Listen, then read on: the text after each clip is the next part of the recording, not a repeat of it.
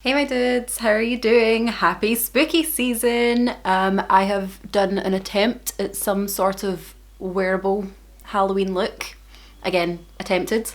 And I'm also wearing zombie t-shirt to get me into the Halloween spirit because, and real talk for a second, does anybody else just think that every other shop is just kind of trying to skip Halloween? We went to B&M, usually an absolute treasure trove and joy of Halloween goodies and treats, and there was nothing there. Literally, it was a barren wasteland of nothingness, and I kid you not, they were stocking the shelves of Christmas stuff. Like, I do not complete my full transformation into becoming a Christmas elf until the 1st of November.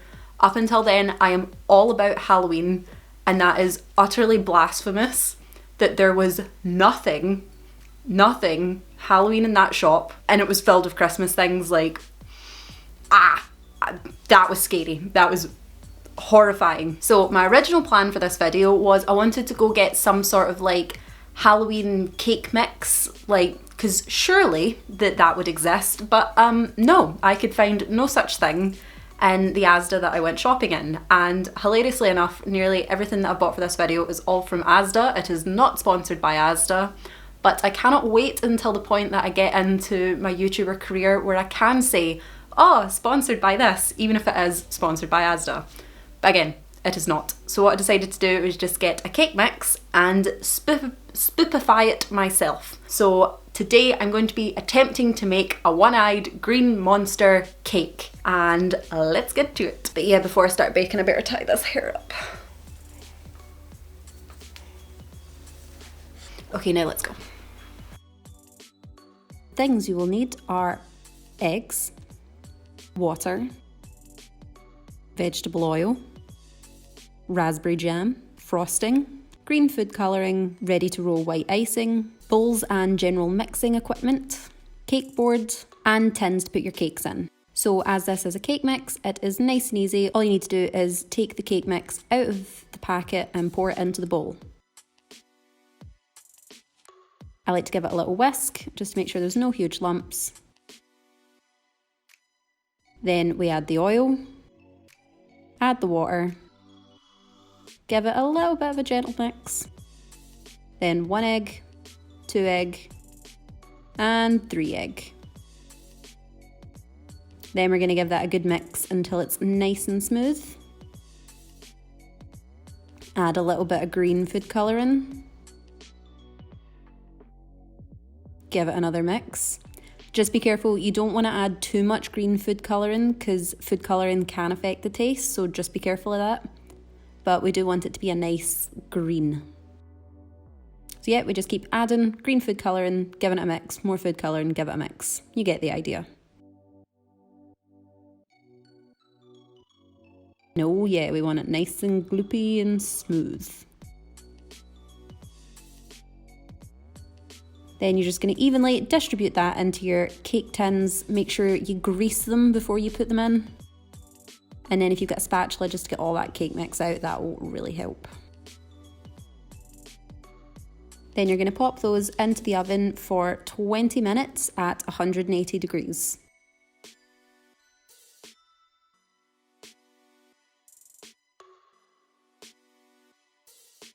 Obviously check they're cooked before you take them out. Next, we're going to get the icing and we're going to dye it green. So we need to get it out of the tub and then put some of that green food colouring in. So I actually didn't realise when I was making the cake mix that I have this amazing food colouring. Like, this is the best stuff. So you only need like the tiniest little bit to get such a good colour. So I put in the tiniest little bit into this icing and oh, we just got such a good green. For adding food colouring, I would always add a little bit, mix, and then add a little bit, just so that you can get the exact colour that you want.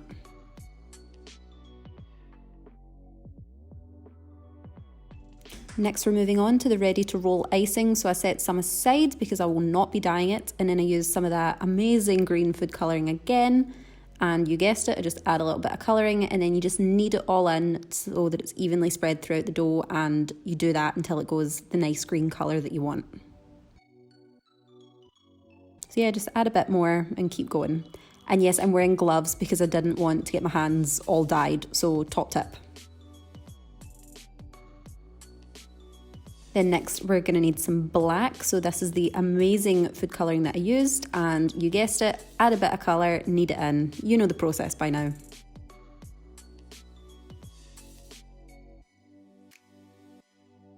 So up next I'm going to be cutting some shapes, so I literally just rolled out the fondant and cut the shapes out with a knife, peel them off, sat them to the sides. Some of them were a little bit thick, so I would always say you want them thin, but not like paper thin. But if they're too thick, then they'll just be like super floppy and won't stay up. So be careful of that. So I cut out way more shapes than I would need, just in case some of them like fell or didn't work or break, anything like that. So what I'm doing here is moulding a big eyeball.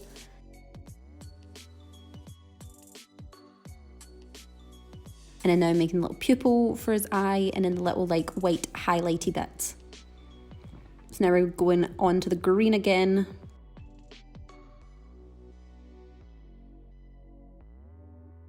And that's his big eyelid for his eyeball. And then, so plans changed a lot throughout this, but I was hoping to be able to cover the cake in big green spikes. So that's why I cut out so many big green spikes here. But that, spoiler alert, unfortunately does not work out. So if for whatever reason, if you're following this along, don't cut out so many green spikes. You know, unless you're a better baker than me and can actually sort it out. Have I said at all through the video yet? I am not in any way qualified, so do not be taking this as a baking tutorial. Much like anything on my channel, do not take anything I ever say from a position of authority unless it's to do with ice skating. So here are the final shapes. And now that the cakes have had plenty of time to cool, it is time to get them assembled. So we put a little bit of buttercream on the board so that the cakes stick. Then we need to be super careful getting the cakes out of their tins so that they don't break. So yeah, I'm going to say this one more time. Make sure the cakes are completely cool. If they are warm at all, it's going to increase your chance of the cake falling to pieces, and it's going to make decorating near impossible. So be patient. Make sure your cakes are entirely cool before you decide to assemble them. So now I'm just spreading this lovely raspberry jam all over the cake. I wanted loads of jam so that you get loads of flavour and a good covering, but I didn't want it to be goopy and soggy, so I don't know if I got the ratio quite right, but yeah, just be careful. You don't want absolutely far too much jam, but again, you want a good covering so that you can taste it. And here's where things start to go a bit rogue. I was originally just going to plop this square on top of the cake, but I decided that would look dumb, and then I thought, oh, maybe we could build up more of a head here. So this is where I decided to cut the square in half and then stack it on top of each other on top of the round cake. And then I thought, let's cut off some of the excess and we can use that to make a wee bit more shape. I wasn't sure what to do with the other pieces. Like I said, I'm totally winging it here. And this is where disaster almost struck.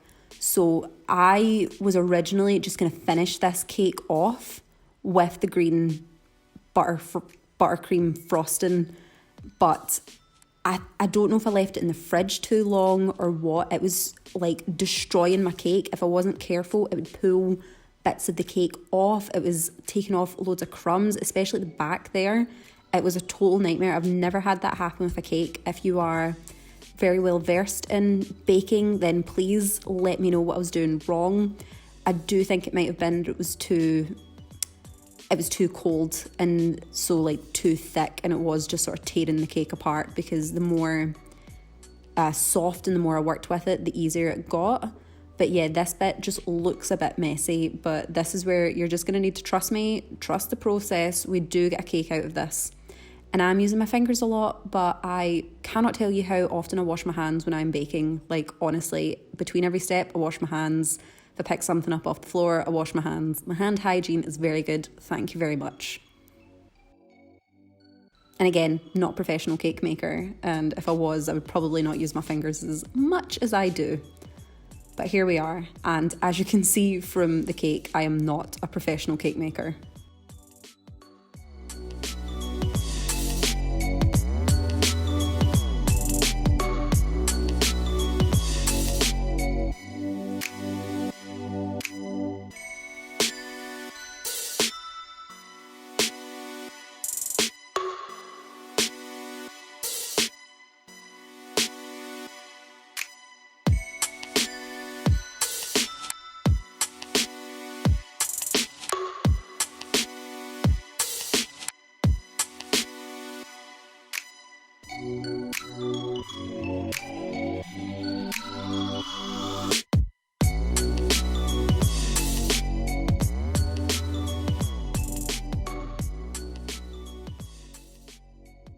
So this is where we improvised even more. I used the leftover green fondant and I decided that the buttercream was going to be my crumb coat, and then I was going to cover it in the ready to roll icing. I think I just called it fondant there, clearly from too many years of watching Cake Boss.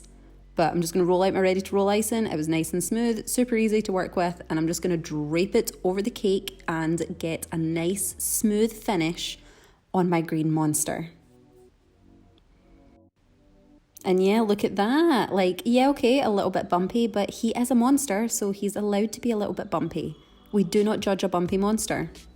And let's start assembling them together. So all I'm using here is a little bit of icing as a sort of glue to glue his little eye together. And then I'm using spaghetti, like hard spaghetti, as little sticks to just hold the pieces in place. It's quite good because it's edible and you don't need to worry about that, but I would maybe warn your guests they're going to eat the cake that there is little bits of spaghetti holding certain things in. But yeah, there is his little lip, and then I'm just going to add some teeth on. But yeah, at this point in the process I was feeling very confident because it was looking a bit shaky, but those little green spikes were just a bit too floppy to put hundreds of spikes on, and I managed to get two that kind of look like horns, kind of look like ears, I don't really know. But yeah, I think the overall result was amazing. Let me know in the comments below, what would you name my little green monster? I'm so proud of how the cake turned out. I think he looks great and I can't wait to cut into him and eat him. Hopefully he's delicious too.